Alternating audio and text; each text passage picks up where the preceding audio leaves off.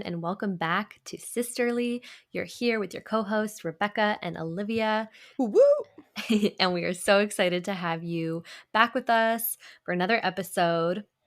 How are you doing, Olivia? I'm doing well. We have a long weekend this weekend, both Rebecca and I, which is amazing. Rip to people I didn't realize some people don't have President's Day off. Yeah, Mike's working today. Sucks to be him. Yeah. So, sending good thoughts and wishes to those of you who had to work. So sorry about that. But yeah, doing pretty well. It's been a long weekend, which it's insane how drastically my mood improves when I have one more day off a week. I'm Hmm. like, the possibilities of this weekend are endless. Like, I feel like I've gotten so much done. Like, I cleaned the kitchen, I went out like a couple of nights this weekend. I've seen my friends. I ran errands. I've already gone grocery shopping. And I'm like, I have the rest. It's only noon on Monday and we're recording, obviously. And then I have all this time to just hang out. It just feels wild. I know. The weekend is so much better when there's 3 days. It's just like there's enough time to be social, get things done around the house, and rest and do nothing. Yeah. And that's really the goal. And I feel like when you only have 2 days, it's like one of those You have at to least pick has two to of the go. three. Yeah. Yeah. Hmm. No, it's like, yeah, because that's the thing. There's three components of a weekend, like you just said. There's like cleaning and like chores, like going And to the like getting grocery your life store. back together. Yes, there's resting and then there's doing things with other people and like it's so hard to fit all three of those into 2 days. Hmm. So if you have one extra day, it makes you feel so much more complete as a person. Yeah. Anywho, so like yeah, I already have my groceries for the week. Like that feels insane. Also, speaking of groceries, I shop at TJ's, Trader Joe's, for those of you who don't shop there always. And every week Jack and I get fresh flowers because we both just really love having flowers in the apartment. Also, Trader Joe's, they're like super cheap. You can get flowers for like $5. Um, and so this time Jack found some like pretty irises. And we're like, great, we're gonna get these irises. But there are only like five of them. I'm guessing they're just like a more expensive flower. So he was like, oh, let's get one of these like filler plants to put with With it, it. like you do in a bouquet. So we got some baby's breath. Hmm. Um, I n- feel stupid because obviously baby's breath, there's probably a reason that it's titled that. That's its given name. Um, I'm like putting this bouquet together. And I'm like, what am I smelling? Like something smells so weird. I smell the baby's breath. It literally smells like sweaty feet. Like exactly. Like I was like, Jack, I need you to smell these flowers. Is it me? Or do these smell like sweaty feet? And he was like, that's exactly what they smell like to a T. So currently I have like a candle underneath the flower, like far enough away that I'm not gonna, light the flower on fire. Because it's like I can smell I can smell it if I don't have a Yeah. candle lit, which is a big bummer. So everyone like watch the F out. Don't buy those. Why do they sell those? They I know smell they're always sold insane. like the filler flower like in bouquets, and I don't feel like baby's breath has a lot of value add. So I feel like I'm not Literally never for do that. it. Yeah, I Yeah. can't get over. I mean, they look pretty with the irises. Like it's a good juxtaposition, but wowza is all I can say. So anywho, yeah, that was some thrilling updates about my weekend. I also last night had some friends over to watch the new J-Lo movie with Owen Wilson, Mhm. Marry Me. Listen, that movie is insane. She has a song called Church in which she sings and she's dressed as a stained glass window and she has her backup dancers are dressed as nuns and they're wearing like latex leotards with like the nun hat. Oh my god. It's Wait, in the movie, insane. is she a pop star? Yes. Oh, I know She's a pop nothing star. about this plot. Listen, her romantic love interest, I don't know I don't know why I said her romantic love interest. Her love interest is Owen Wilson. And I just feel like it's really an insult to J-Lo that they made Owen Wilson her love interest. Yeah. Just um just because like Owen Wilson, I just feel like his prime time has come and gone Yeah, he as like was an great in like actor. Wedding Crashers. He I wasn't just also don't looking. really see him with J-Lo. Like, J-Lo is like No. J-Lo. Like, she could have anyone. Also, their personalities are wildly different. Yeah. It was kind of Oh, the remember whole Made in concept was Manhattan? insane. Oh, such a good movie. That's a Also, good one. Sarah Silverman played, like, a side character who was, like, way, way, way too present. Really? Yeah. I You didn't know guys, she was in everyone that. you have to watch it. You have to watch it. I recommend that you do not watch it sober if you are someone who is okay with that, you know what I mean? If you don't like that lifestyle, then, be sober while you watch it, but I would have a drink in hand, at least. Mike and I have started watching the show Yellowstone, and it's like my take on it is that it's kind of like the Montana Wild West version of Succession. Mm.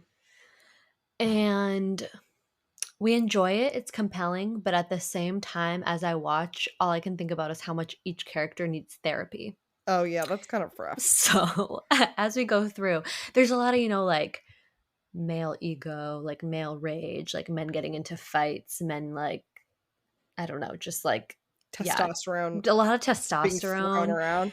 And I just keep thinking like, there's a lot that could be addressed in therapy here. And I feel like a lot of repressed emotions that come out in violent ways and enjoyable, but I'm just like, wow, it's just wild like how men act sometimes.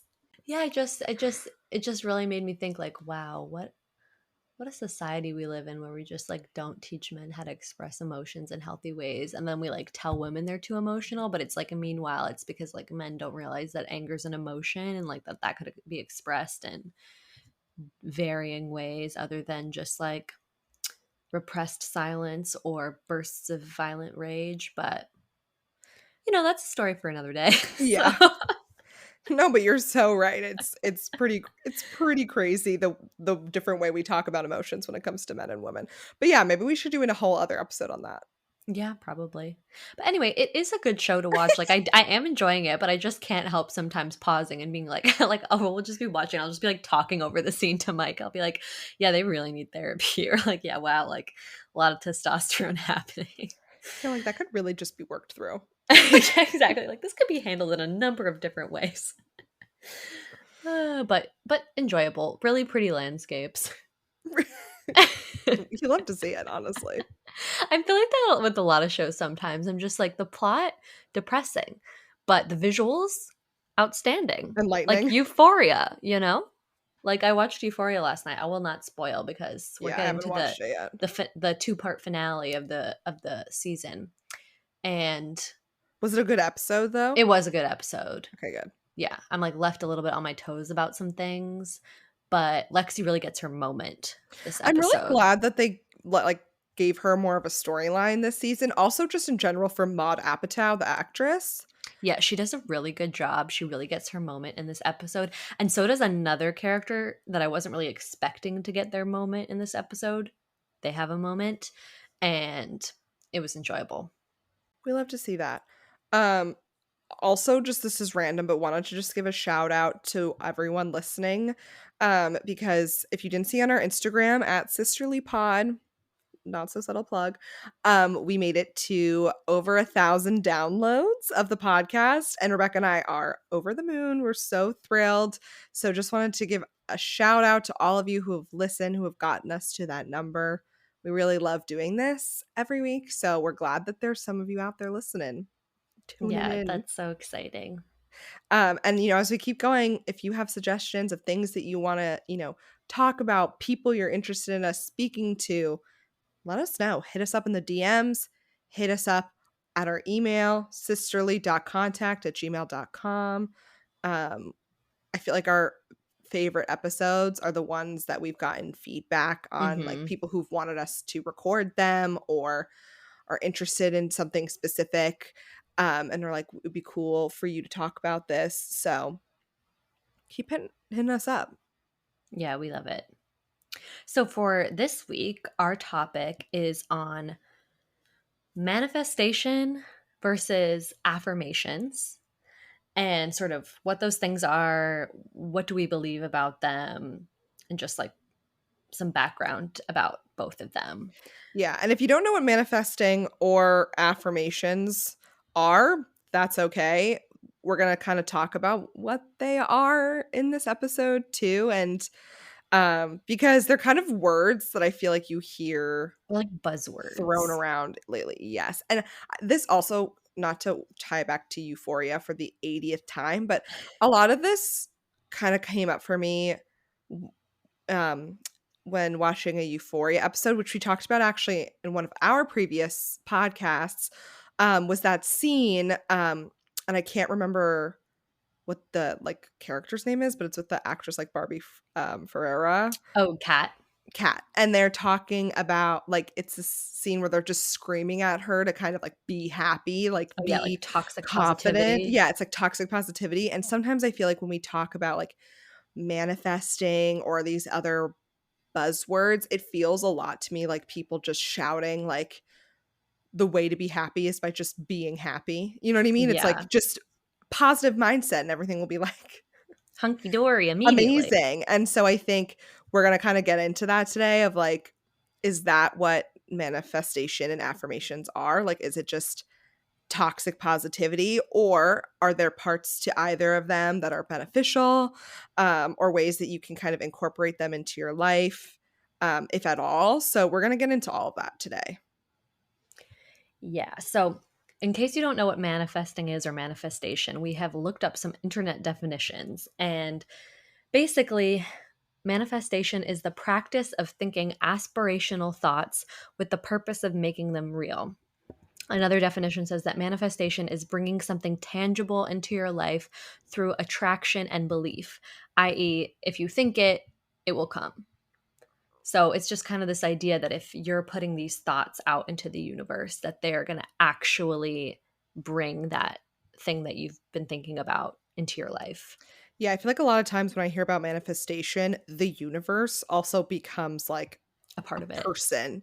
Yeah, it becomes Yeah. like a being in manifesting. It's like you're speaking to the universe, which I find kind of interesting. When we were talking about this beforehand, Becca, you were saying that like manifestation sometimes has this element of like almost prayer to it. Like, Hmm. and I feel to me, it kind of feels like manifestation is like, it is almost like a prayer because you're like manifesting to the universe a lot of the time, Right. which And is you're like kind of this like you're like entity. expecting a result from those thoughts as well, Right. which is like what you're also doing when you pray.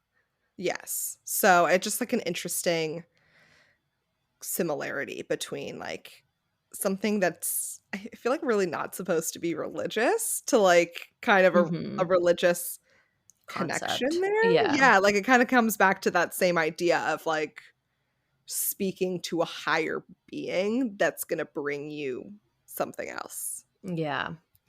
So we also want to talk about how did sort of manifesting or manifestation become a thing? Because I feel like this wasn't a thing my whole life, and it feels more present now than ever before. Mhm. But when I was looking it up a bit online, a lot of articles were talking about how it sort of began in 2006 with the book The Secret, which was also a movie. And that was all about this idea that what you think about and the energy that you put out into the world will attract those things to you. And it sold like 30 million copies and was like very popular, but at the same time had a lot of criticism from like scientists and psychologists being like, this isn't really based in research. I personally feel like the reason that manifesting and manifestation is like so big now in this particular moment is that um, we're kind of living life in like an unbelievable time, and the past few years have been really difficult, and I think can have been really bleak and uncertain for a lot of people. And I think that this idea of manifesting makes people feel hopeful and like maybe comforted that they have some sort of control over their lives and over their fate. Yeah, no, and I think it's interesting because I think the thing we never want to do on the podcast is like give off this impression that if this is something you believe in that it's wrong, Mhm. because I think for us personally, we've never really worked with manifesting. Like, we're not out here manifesting, but at the same time, I think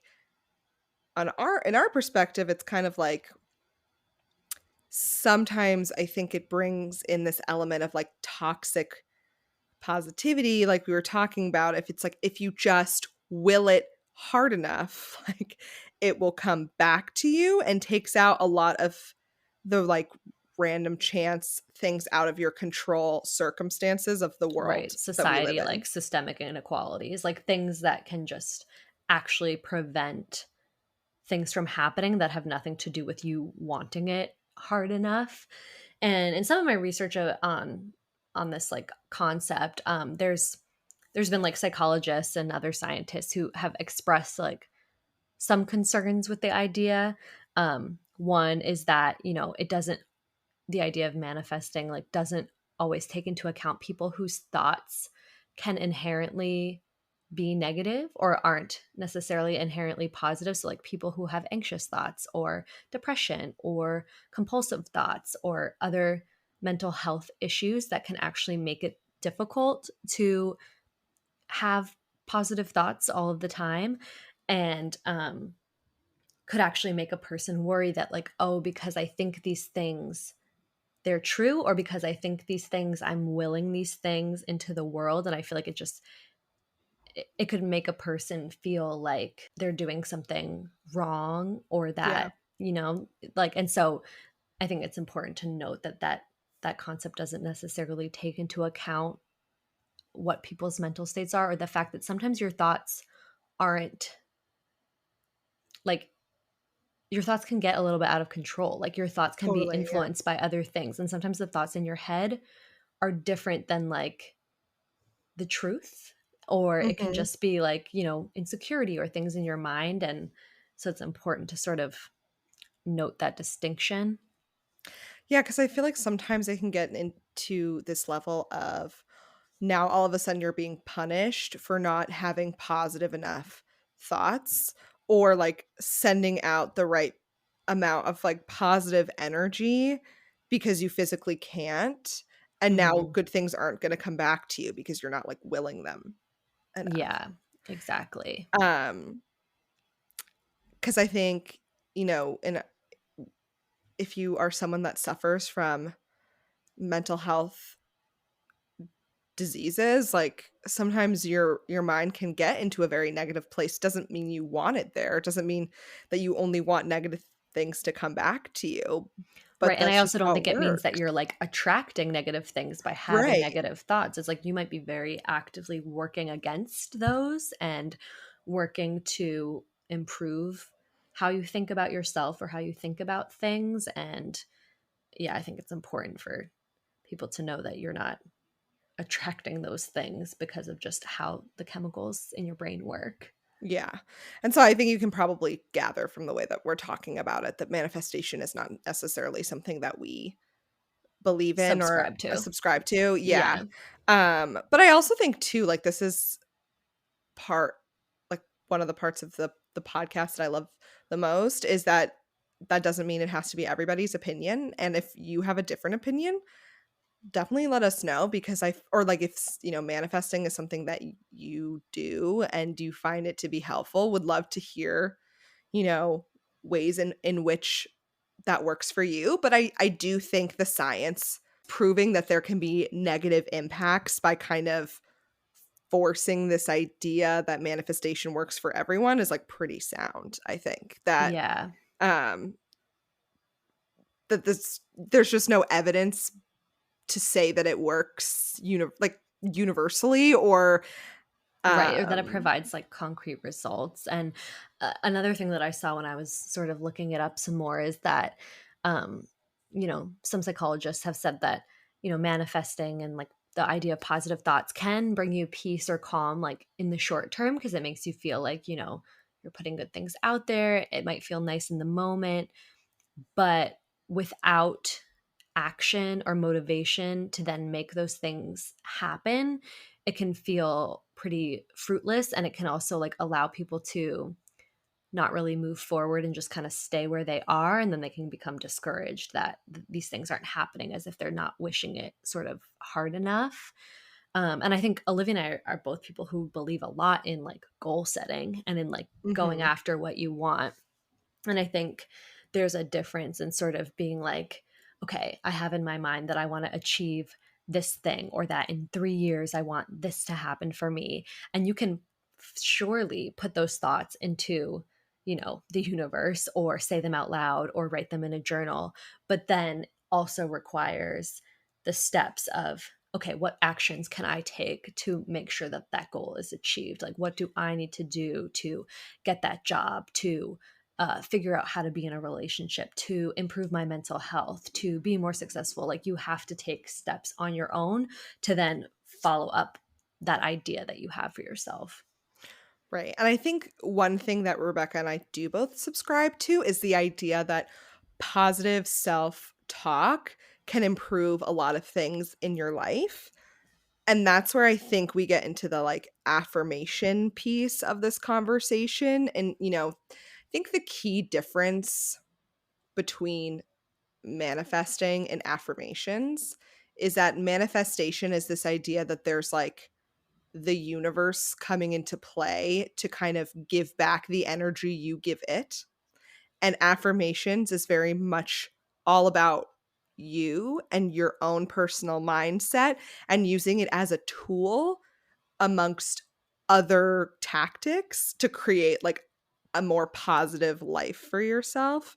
And I Hmm. think that's why, we're going to get more into affirmations, but that's why it's something we kind of subscribe to a little bit more, because it's this idea that it's like this piece in a larger puzzle of creating a life for yourself. Um, and so, for those of you who might not be super versed in what an affirmation is, it's basically a statement that you can say or write to yourself to remind you of something or to help you center yourself. And it's once again kind of this idea of trying to like harness positivity, but in a way that it's like you yourself are trying to bring in positivity to yourself, um, but through your own actions. So I saw something when I was doing my research that I thought was really great to share, of kind of describing what an affirmation is. So this website said, try looking at positive affirmations this way. Many of us do repetitive exercises to improve our physical health, and affirmations are like exercises for our mind and outlook. These positive mental repetitions can reprogram our thinking patterns so that over time we begin to think and act differently. And I really like that description of it, and kind of this comparison to how we, exercise our bodies or move our bodies to continue to promote positive physical health. And an affirmation is one thing that you can do to kind of support positive mental health. I will also, kind of as an aside, note that an affirmation is not a substitute for a therapist, a Right. psychiatrist, Or your and medication, if you're your supposed to take your medication. medication. Yeah, yeah. It isn't by no means like a mental health Cure. cure. Yes. It's Yeah. just something I think that anyone, whether or not you are someone who struggles with mental health, or just anyone who wants to, bring in more positivity, can use as a tool um, to kind of support this. So we did some more research too on affirmations, just because, you know, we're women of science. we want some We like learning scientific things. facts. Yeah, because we're obviously not experts on this. So I really appreciated some of the things that I found in my research about the idea that affirmations have been proven to show. Well, let me restate. Affirmations have been shown to stimulate the areas in our brain that make us more likely to affect positive changes in regard to our own health. Um, which sounds great. Um, and also, according to researchers, spending just a few minutes thinking about your best qualities before a high pressure meeting, like a performance review or a conversation um, with someone higher up in your company. A positive affirmation before that can calm your nerves, increase your confidence, and improve your chances of a successful outcome. And I feel like this is really interesting too because it kind of is a good comparison to manifestation. So I feel like with manifestation, it's this idea that, you're putting out into the world, you're manifesting that you are going to have a positive meeting, a wonderful performance review. You're saying it out loud. It's like putting it into the universe. My performance review is going to be amazing. I think where the affirmation piece comes in, where it's a little bit more plausible and helpful, is you can say things to yourself like, you know, um, I'm a team player. I'm a I team work player. hard. Yep. One thing that Rebecca has on her list of affirmations, she says is, I am resilient and I am capable. Like things that you can say to yourself or write down, like, I can do hard things. I can have challenging conversations. Or, you say these things to yourself before you walk into the meeting to kind of boost your own confidence. Because when you walk into a meeting, whether it's good or bad, with more confidence, the more likely you are to have a successful outcome, right? Like that makes a lot of sense. But just this idea of like you walking in with absolutely like no agency in the meeting. It's just like, it's going to be a good meeting because I said it is. And then the universe is going to bring it back to me, is I think where Rebecca and I get like lost a little bit in this idea. It's hard for us to be like, wait a minute, how does that work? But if I'm saying to myself, like, I can do hard things. Um, you know, I am more than the work that I produce. Things like that. Like if you say things like that to yourself before you go into a meeting, I can see how that puts you in a different mindset and maybe a more Mhm. successful mindset. Right. Or can provide you with resiliency. So, like, even if things don't go exactly your way, you went in with confidence and you are believing these things about yourself so that you sort of feel a little bit bolstered no matter how said thing goes. Right. One thing I also did see to a counterpoint, which is similar to, one of the arguments we had against manifestation, is if you're in a really negative mindset, doing affirmations might be hard for you. Might be hard for you to come up with a bunch of affirmations if you don't feel great about yourself. But I think that is something that can actually help you along the way, even if you can start with just one, or, Mhm. try to work on your self-confidence first, and then affirmations can be used as a tool to continue to support that. You know, I know I've had moments in therapy where um my therapist has had to like ask me like, do you really believe these things in yourself when I'm being negative? She's like, do you really believe that about yourself? Like, do you really believe that you're lazy? And it's like, sometimes it's like, yeah, I do believe that, but I'm not sure why. I'm not sure where the evidence is there, right? Like, I don't know if there's Mhm. actual evidence to back up that statement. So sometimes we go through it. She like goes, she's like, okay, well, what actions do you have to support this negative self thought? And that's one way that I really work on my confidence. And then I can create an affirmation based off of that. So, like, an affirmation that sometimes I always have is like, I'm a really loyal friend. Like, that's something I will say to myself. Like, I am a good friend. I'm a loyal friend. And it kind of counters this idea of like, I'm lazy or I'm not like producing anything. Cause it's like, no, I know I'm a good friend. And like, that's something that I give. Mhm. Hopefully you all were able to follow that train of thought that I just had. But I just think it's an example of how we can work on boosting our confidence and using an affirmation in conjunction to kind of overall support more positivity. But once again, it's just a tool. It's like one Yeah. mechanism that we can use. Right. It's just another tool in the toolkit. Like, I remember when my anxiety was really, really bad and I was having panic attacks, I was also going to therapy and doing other things to take care of myself. But one of the things that the therapist that I was seeing said was that, it might be sort of grounding to have a phrase that you say to yourself when you're in the midst of or right before a panic attack and you're getting more panicked because you can tell it's coming or you feel out of control or it's making you feel scared.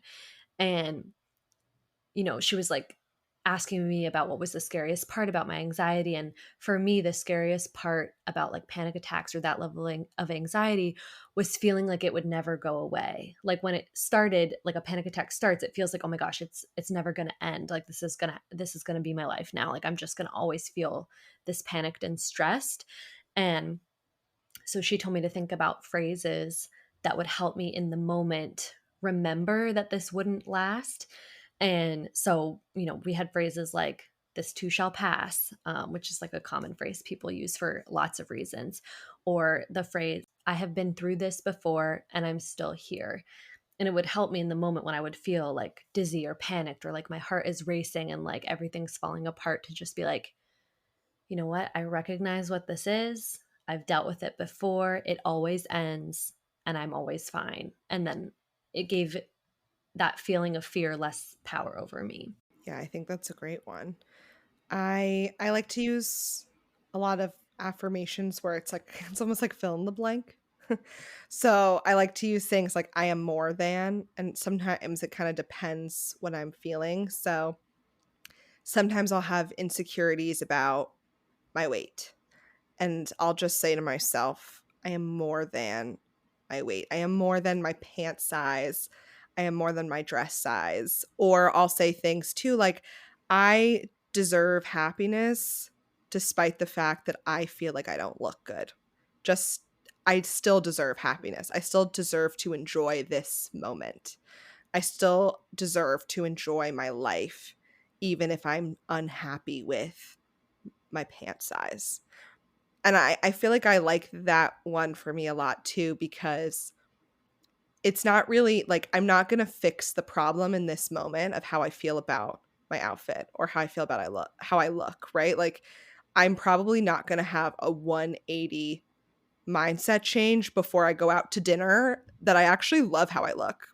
Right. Like that's not going to happen in the next 5 minutes. But what I can try and control is the fact that I still deserve to go and have a good night, even if I don't like how I look right now. I still deserve to enjoy the moment. And that's actually something I've learned from a lot of Instagram, like body positivity accounts or body neutral accounts. It's just like, I am more than this appearance and I still deserve to go and fully enjoy my night no matter how I look.